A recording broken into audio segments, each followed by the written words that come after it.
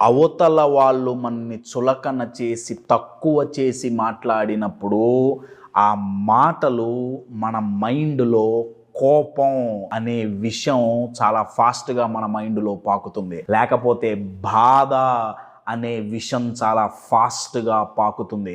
పాము విషం పాకకుండా ఫస్ట్ ఏం చేస్తున్నాం? ఒక గుడ్డ కట్టేస్తున్నాం అడ్డుగా. విషం పాకకుండా బ్లాక్ చేస్తున్నాం.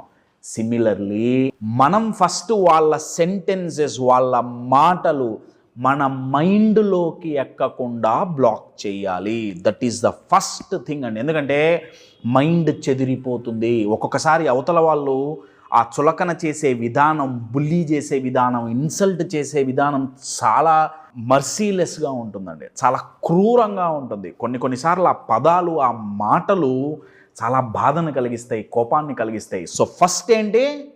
బ్లాక్ చేయాలి. మన మైండ్‌లోకి రాకుండా బ్లాక్ చేయాలి.